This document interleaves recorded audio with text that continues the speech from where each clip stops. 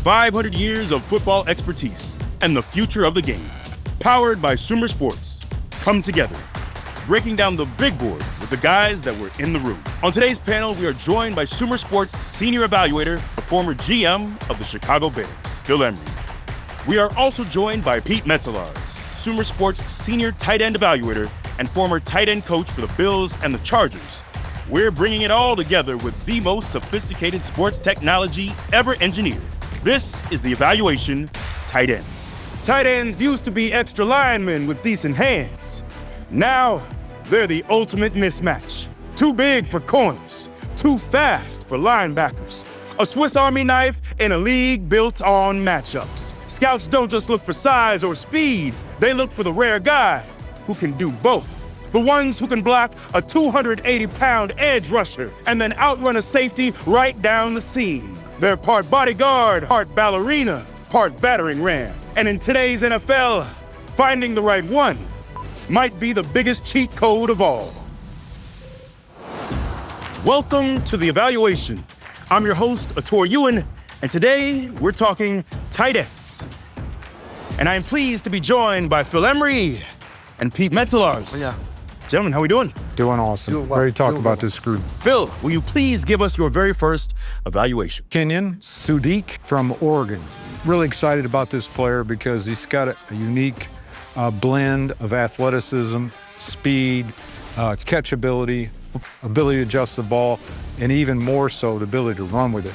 You know, with tight ends, it's all about catch, run, block, and he can do all three. In terms of speed and athleticism, the best tight end in that direction. In terms of the physical tools that he has for the position. Toughness and grit, outstanding. Blocking, very good. Alignment and versatility, outstanding.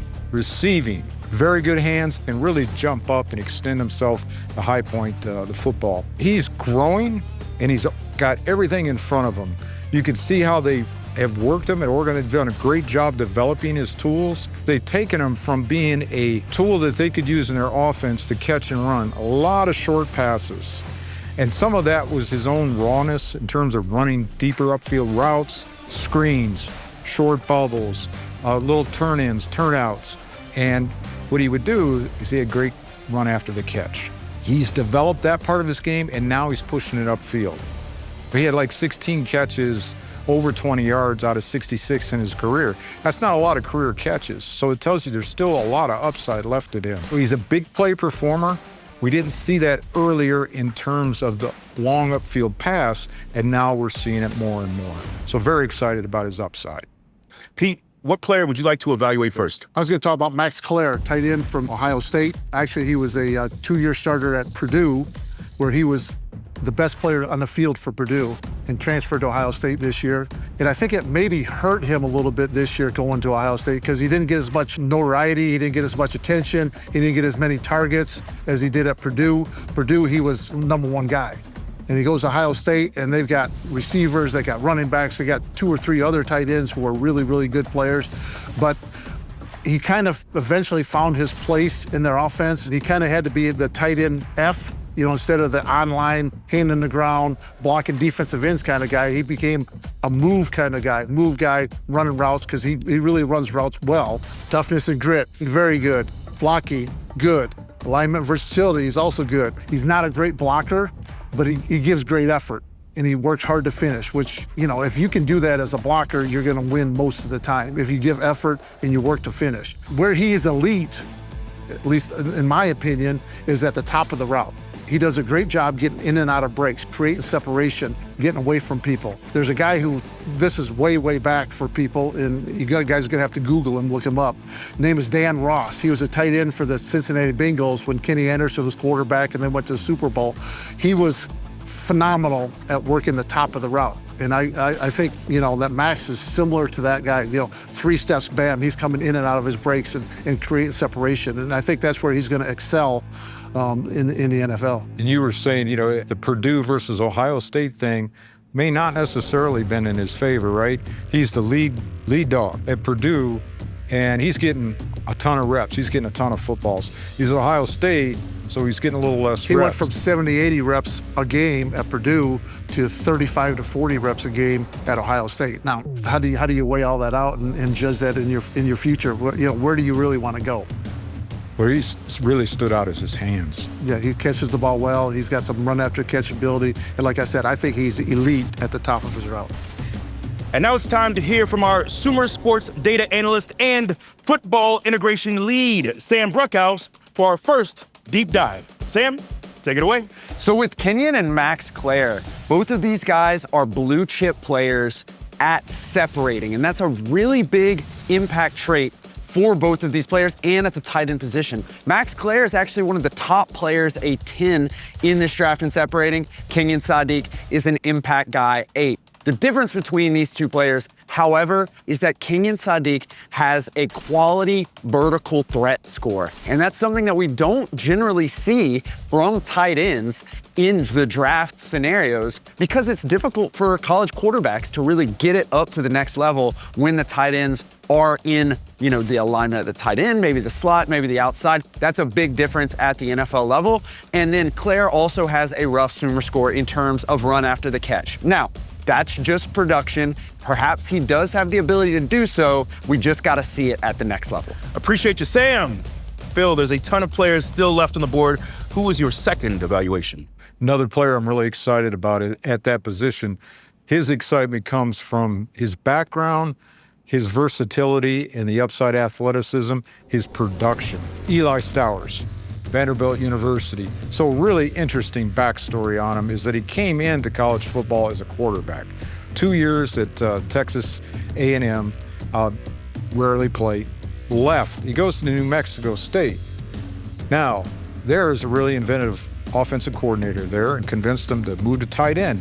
He moves to tight end, a lot of production. He himself, the quarterback, and the offensive coordinator go to Vanderbilt. And he has an outstanding season his first year there. A lot of catches, a lot of production, a lot of run after the catch. He had a great game against key opponent Alabama. So I'm thinking, where's this guy gonna go?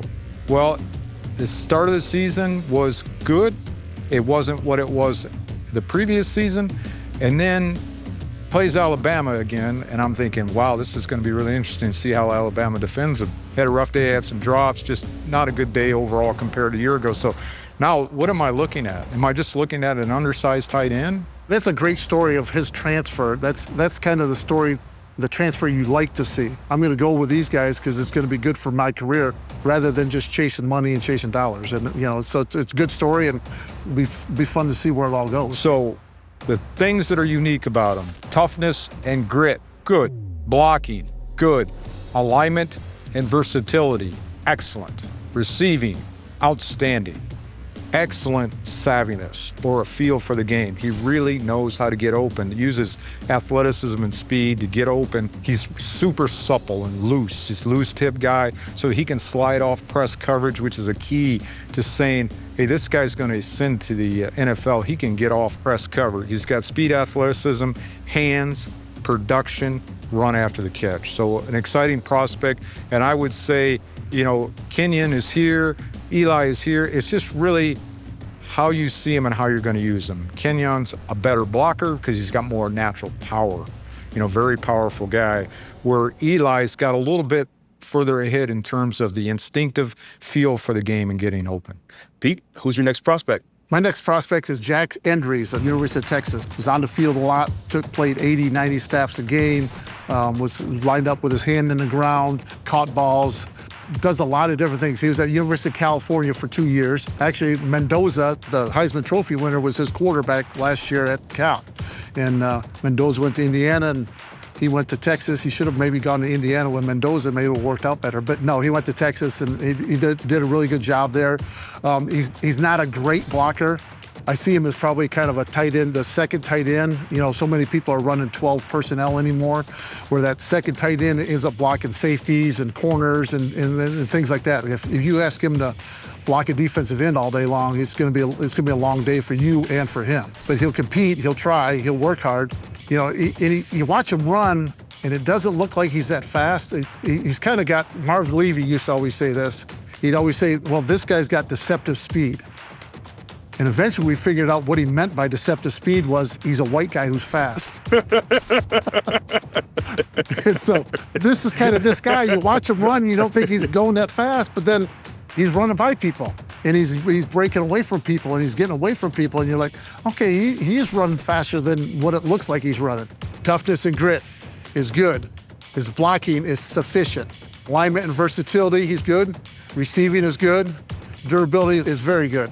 So I see him as probably, he's going to be a kind of a second tight end. I don't know that he can line up at the Y and be on the field in the NFL all the time, but I think he's got a future in him, and just keep playing, and he's been productive. Sam, strap on the goggles because it's time for another deep dive.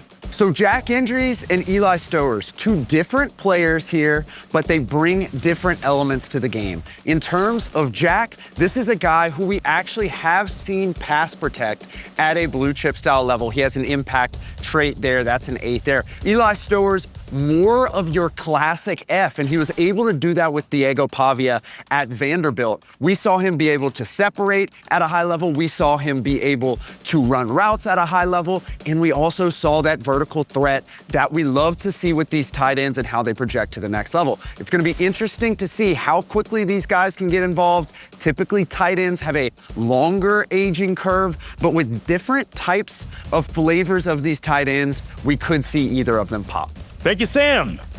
Phil, I believe you have one more prospect. Tanner Koziol, Houston.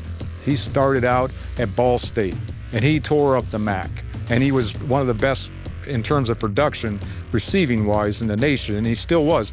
Going to Houston did him some good because you could see him at even a different level. He still was in his high 60s in terms of reception. I don't see him at the same level as the first two guys, as Eli and Kenyon. However, he has something that's offered because he has a trait, and he has some tools. He's really tall. He's 6'7", so he's a big target. People talk about target size. That's where he's 6'7". He's got long arms, so he's a big target. He has excellent savvy. All right, really knows how to get open, especially against zone coverage. He's supple in his hips. I think his athleticism isn't as good as his flexibility, but he can slide off guys and position himself. Outstanding hands and ball skills. Toughness and grit, good. Alignment and versatility, very good. Durability, very good. Now, where's his downside? He's an average blocker, okay? He's below that sufficient line. He's a tough kid, and he tries hard, but he just doesn't have the leverage and power to get off people's line of scrimmage. So you're talking about a kind of a specialized guy. So he's the type of guy that would move a little bit down in the draft, even though he has extremely high production numbers. 6'7" is, a lot of times you get those long levers, and all of a sudden those long arms and those everything else starts prying those guys up and breaking down their hip angles and stuff. And you said he's a willing blocker, so hopefully with some teaching and coaching, he can become at least an efficient blocker. Right, and that's where he got better this year in terms of blocking, where his struggles are online against bigger players. He used that size and learned to stick with it and sustain the space blocks better than he did when he was at Ball State. Pete, bring us home. All right, man, I got Michael Trigg, tight end, Baylor. He's a human highlight reel. You start put on the film, and he's catching balls one-handed. He's catching behind his back. He's going up, back shoulder up over the top of people. Fantastic hands. Toughness and grit. In the passing game, he's very good. In the run game, he is just sufficient. Blocking, just sufficient. Alignment, versatility is very good. And durability is very good. He is super competitive, running routes and catching balls, and then running after the ball. He's explosive, he's quick, he's fast, he does all that stuff well. 2 years ago in their offense, he lined up more as a in the box type tight end, and he worked and stuff in there. This last year, he ended up being basically a slot receiver, and they would move him in and let him go, kind of slide up through the line of scrimmage to go block linebackers and stuff, and it looked like he became kind of a conscientious objector to blocking, because he'd he kind of go in and bump a guy, and then he'd kind of move out of the way. I'd like to see that competitive spirit in him that is in the passing game go to the blocking game, go to the run game. He's got it in him, but there's some issues with him. He's at USC, went to Ole Miss for 2 years, got kicked out of Ole Miss.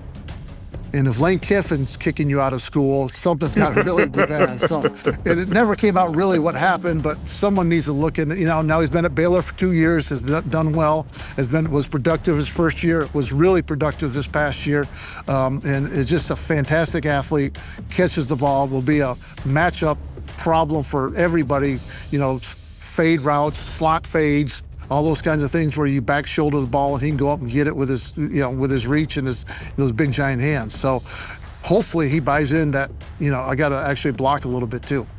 Thank you, Pete. Sam, it's time for one final deep dive. So we got 2 guys from Texas here, and those Art Briles type offenses and those Mike Leach type offenses that have built out. They love to use the tight ends in all types of different ways. And both of these guys are safety valves for their offenses. When it really comes down to it, they're a safe pair of hands that do not drop a lot of balls. They are both blue chip style players in that trait. And then you look at kind of the differences between these players. You got Trigg, who is a guy who's not going to succeed a ton against press coverage. We saw him have a rough Sumer trait against press coverage. Maybe not something he'll be asked to do at the next level, but it could be a limiter that could separate him from some of those top tight ends. And you look at Tanner, this is going to be a guy who is unheralded coming into the draft, but the man runs quality routes. That's a 7 Sumer trait for him. That is something that we've seen guys like George Kittle really succeed at, and I think he can do that at the next level. Don't be surprised. With the tight ends, we often see guys in the 5th, 6th, or 7th round. A guy like Oronde Gadsden, who really performed well for the Chargers. Tanner could be one of those guys. Appreciate you, Sam. And now it's time to go to Sumer Sports senior analyst Sean Syed for some rapid-fire evaluations. It's lightning round time. Justin Joly is a fast tight end prospect with good hands and solid balance. He can release off the line, cut with precision, and create yards after the catch. Eli Raridon is a tall tight end with natural hands and fluid movement skills. There is some rawness to his game, but he is a big target that can develop. Oscar Delp has a lean frame and very good feet. He is smart finding space in zone coverage and can add on special teams. Joe Royer is a savvy tight end with good route feel. He is a sure-handed pass catcher and has lateral quickness to redirect on blocks. Sam Roush has good size and some anchor strength. He has decent ball skills and will look to develop at the next level. Josh Cuevas shows both power and quickness. He is a sufficient blocker that can create some separation on pass routes. Earlier, I sat down with Sumer Sports CEO Larissa Horton. Here's our next segment, the SAI Check, powered by Sumer Sports. Okay, so Sumer AI can break down speed, positioning, a lot of those things, but can it measure IQ, intelligence? Well, it's not IQ that we always measure, but we do look at what are you doing in reaction to a situation. Because we watch so many plays, we know what path you're probably trying to run. What route are you going after? What was your assignment? And when we see people change what they were supposed to do, that's really a key signal for us. How do you know what they were supposed to do? Well, we're looking at their steps. So we're looking at, do you look like you're running a post or a slant? What is the likely pattern that you're running? Because we've seen so many people do this. And when is the moment you made a decision that changed the outcome of the situation? So I want to know, on this play, how did Tucker Kraft get so wide open? He was watching how the play was developing, looking at what were the options, and it's the moment that he's noticed that he needed to make an adjustment into an open area that really gave Love the opportunity to find him and have an amazing outcome. I love that, because with great players, it's not just about what your assignment was and the route you were trying to run, but how do you adapt and how do you adjust? And your tech can really measure that as well. Yeah, I think the mental game is huge, and people don't pay attention to that as much. But really where we identify it is, what was the pattern that most people did, and when did you not follow the pattern? The moment you didn't follow the pattern, was the outcome good or bad? In this case, it was an amazing outcome, because he created an opportunity that wasn't there before. You guys are really changing the way that we watch tape, the way we break down tape. It's really incredible, it really is. We really hope that we actually increase the overall understanding of how 22 people moving at the same time is orchestrating an outcome together, and how hard it is to really keep everyone coordinated. And that mental state makes the biggest difference. Amazing. The tight end position seems to be growing in importance. But why is it still not considered a premium position?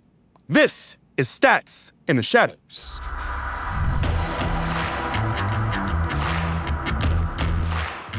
If you're drafting a tight end in the first round, you're likely drafting someone else's tight end. This is a draft proverb that's floated around front offices for a while now. Why is this the case?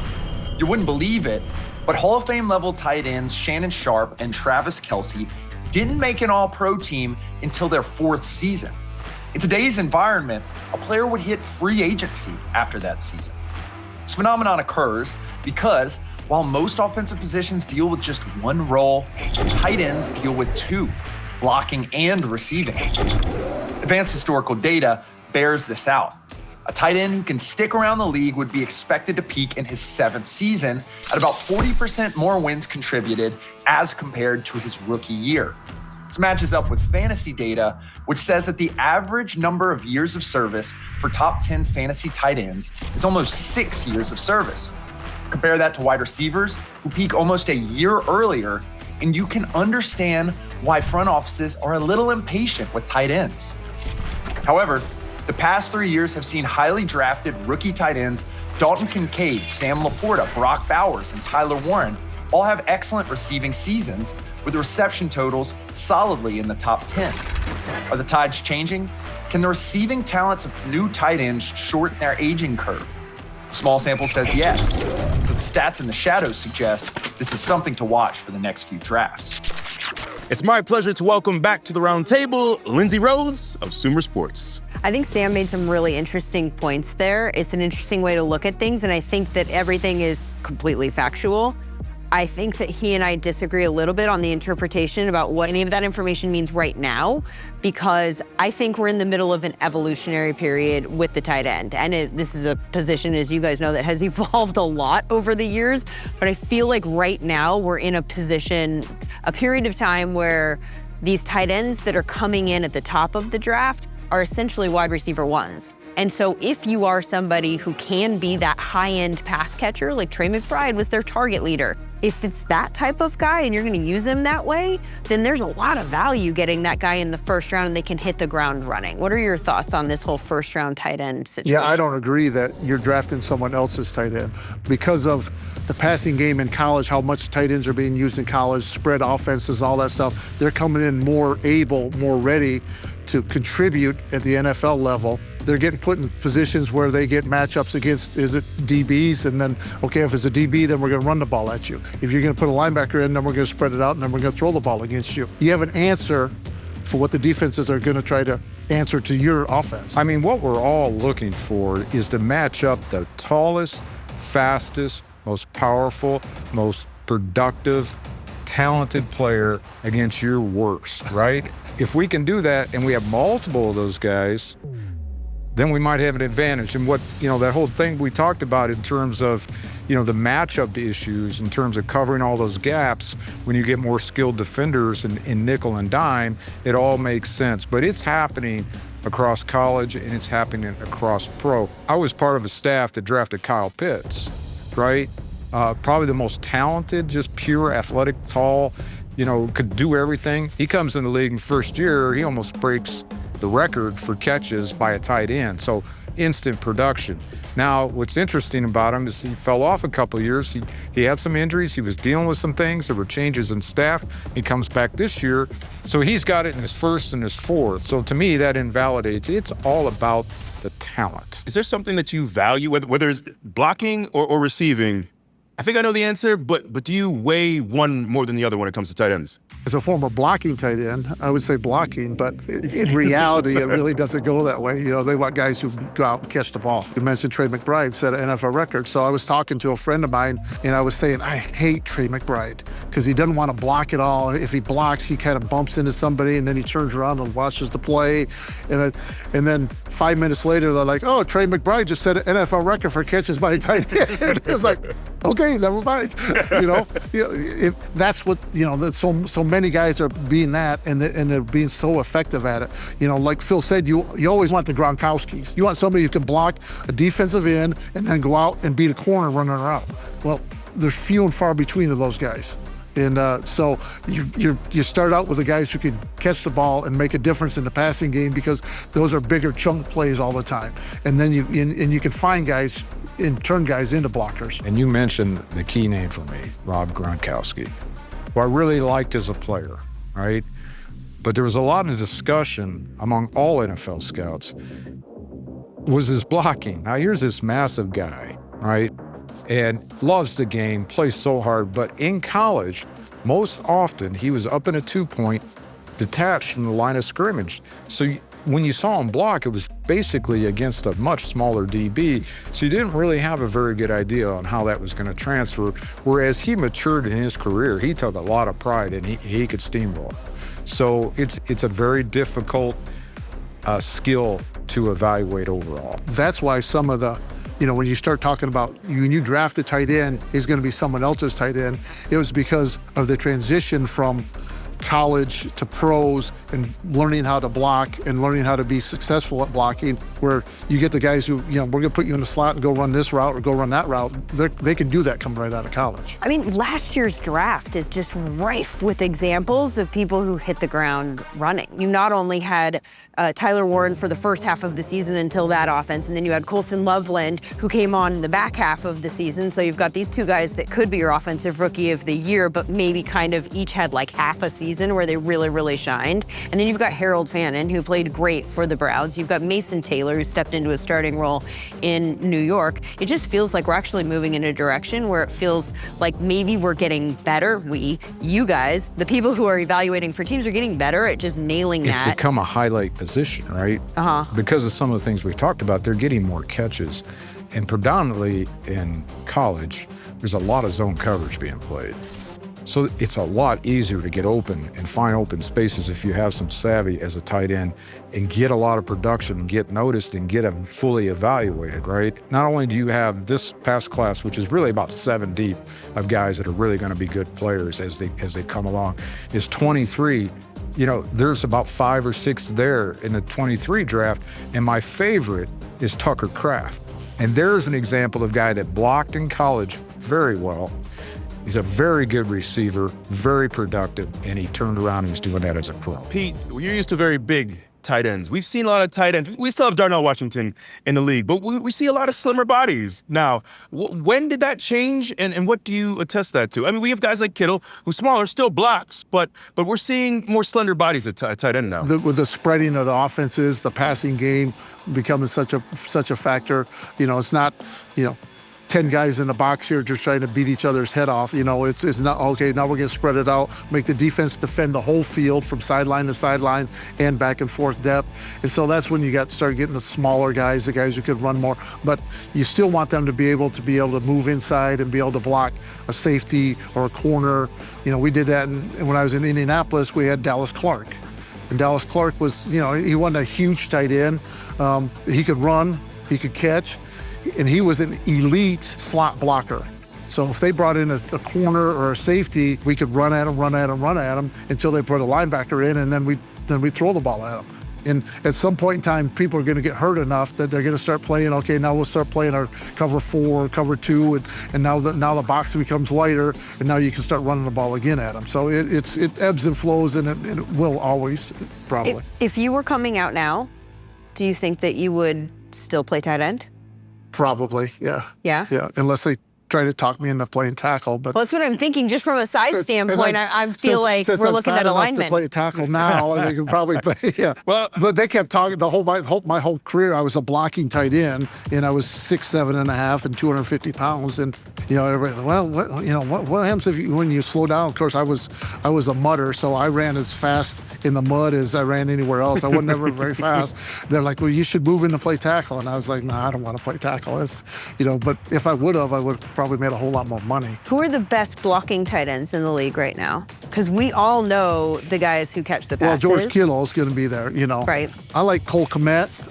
I like Michael Mayer. Those two guys have been, they came out as high draft picks, and they were kind of under the microscope or whatever, under the Mayer from the Raiders. Mayer, Michael Mayer. They've been kind of under the microscope or whatever, but they've developed to the players that they are now.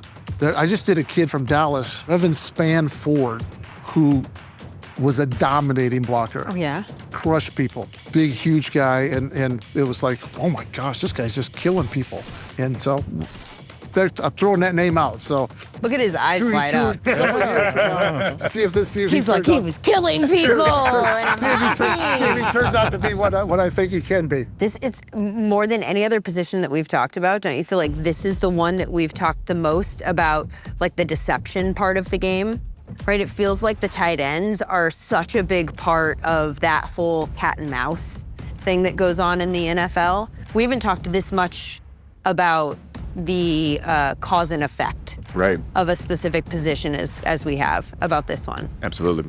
I'm curious, are there any red flags or common mistakes that you see when you're evaluating young tight ends? If he's playing, if he's a lighter body guy and they've got him lined up or detached from the line of scrimmage and he's not fast, okay? And what they're telling you is that he's too light to block inside. I call them zone catchers in college. There's a ton of guys that can catch the ball against zone coverage. And some of it comes from traditional alignments. Most of it comes from when they're lined in the slot or they take them all the way outside. Guys back off, they turn around, catch the ball, and all of a sudden they're a player, right? Well, those players, you better be right about the speed, because when they get to the next level and have to get off press, they might not have any value at all. So, that's a big factor. That's a big red flag. If they're smaller and they can't run, you got a problem. From a tight end standpoint, as far as the offense is concerned, and even sort of the entire roster are near the bottom of the positional value pyramid, do you think that will likely change in terms of pay scale, stuff like that, the more that we see some of these guys be the primary pass catchers on their teams as we have in the last few years? Has a real chance, right? When George Kittle's missing, there's a little bit of a difference, or Brock Bowers is missing, there's a difference. Kyle, in the years that he was off, they could have used him, right? If he was healthy, that would have made a difference for them. So do they deserve to be up there with wideouts? I would think so, but that's not where tradition is. And having been in that chair, you're looking at history of the position. And until somebody really breaks that chain, that's not going to happen. I was going to say, that's because the wideouts whine and complain so much about getting paid. So they just give it to them just to keep them quiet. But the tight ends just kind of go along and just keep working hard and got a lot of hardcore being there. productive. Maybe this becomes kind of like the edge rusher, how it used to be defensive end and linebacker, and now it's just morphed into an edge rusher position that we would refer to them as. Maybe this, if it becomes pass catcher. Yeah, I'm all behind. It's like, we're talking about tight ends. It's like, this beast, this wave, which you've been talking about, Lindsay, and I agree with you, it's feeding itself. Now we got National Tight End Day, right? Yeah. And we have Tight End University, where they all go get together. They have Taylor Swift. Right. It's cool to be a tight end, right? This is, the honeymoon period is here, right? Well, we've talked about the heavy tight end looks that we've seen more and more, and really in a lot of ways I think feel like part of the theme of the 2025 season. For more on why we've seen that, here's a scheme shift.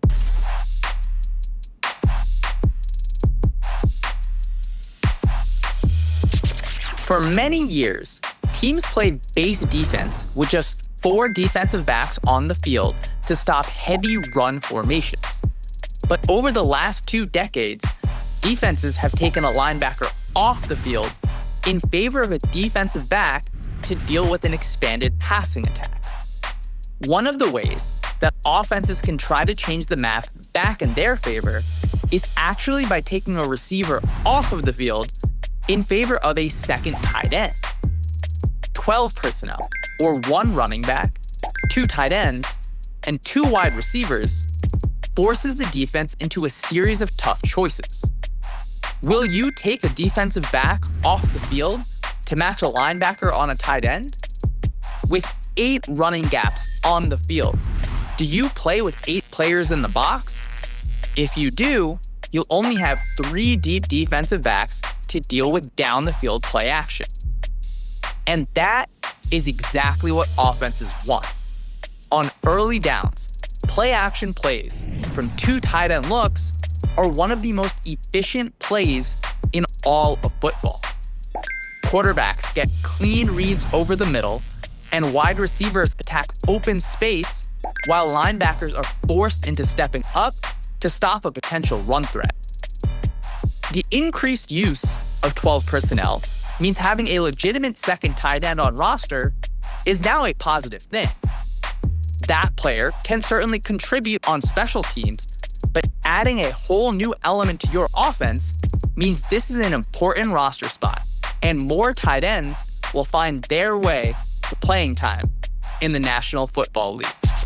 One of the things I love is now more fans are talking about 12 personnel. They know what 12 personnel is and how it really is changing the game. I love talking to people who don't know what 12 personnel is. And it feels like, because I have conversations with people like you, and you can throw out 12 and 13, and I love running into people who are like, what is that? And having the opportunity to talk to them about, the first number is how many running backs are on the field, and the second number is how many tight ends are on the field, and you can do the math about the wide receivers. And I think it's great that we're talking about these types of personnel groupings more and more, and I think it's a good chance for fans to learn more about the game that they love. And then they get to go to parties and feel like the smarty pants that gets to explain those things to their friends.